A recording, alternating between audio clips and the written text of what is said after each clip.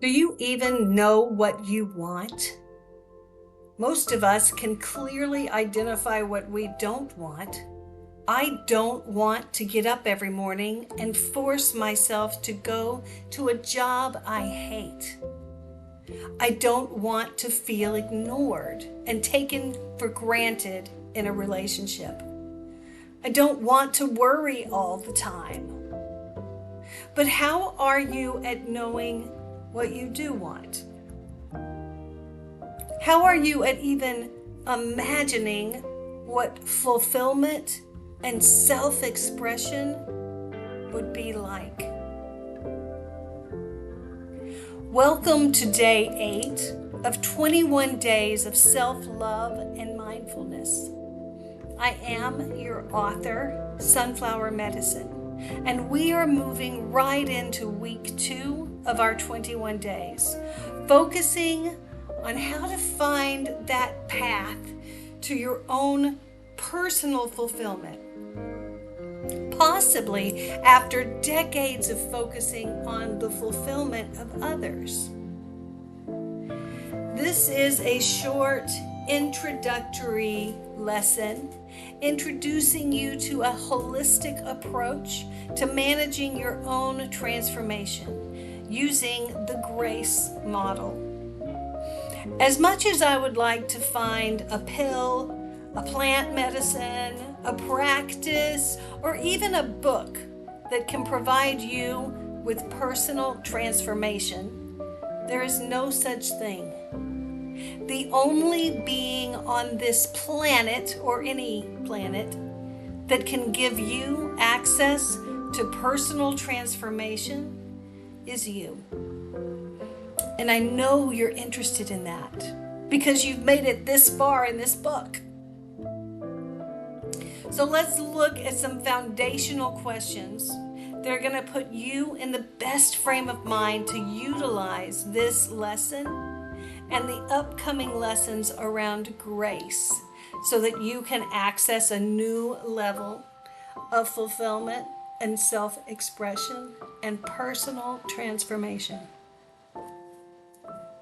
So let's look. Question 1. What daily or weekly activities do you take time for that focus on your personal needs and desires? What do you do for yourself?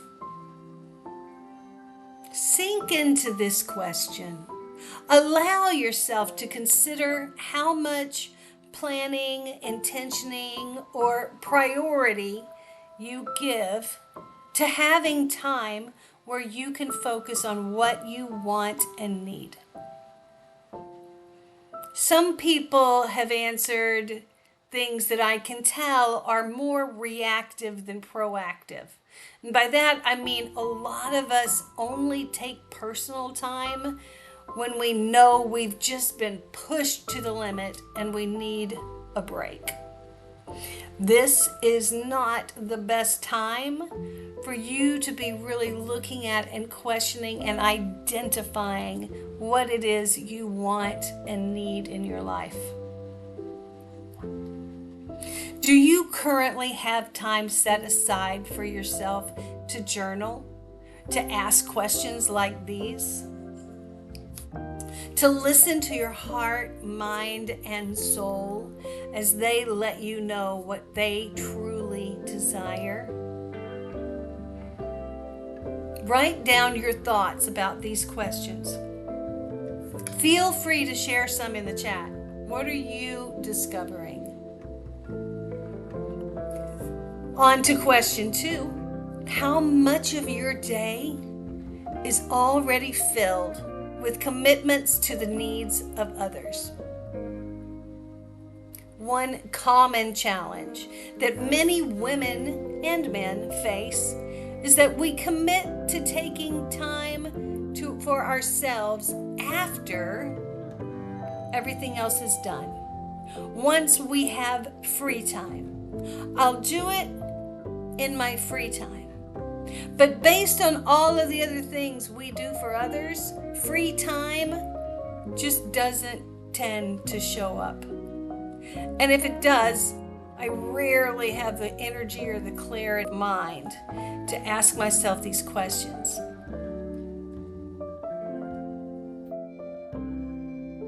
Do your current commitments allow you to create time and space for yourself and your personal wants and needs?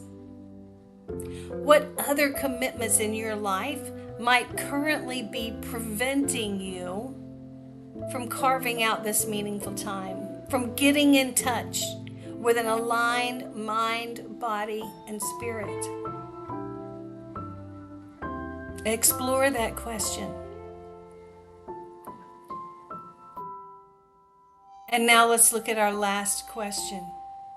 How do you talk about personal desires, aspirations, or goals?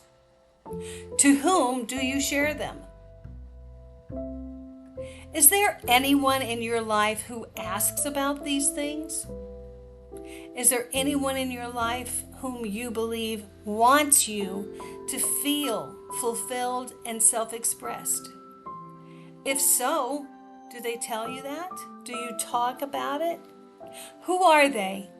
How can they support you in making this time for yourself? If there are not people like that in your life, how can you engage with the important people that are important to you, to discuss wanting to explore this more? For some, this is a daunting question because they have never before asked someone to consider their own personal wants and needs.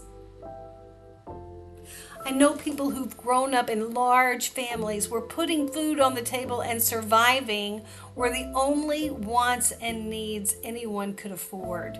And to bring up or express any others just seemed disrespectful to the people who were working so hard to help us survive.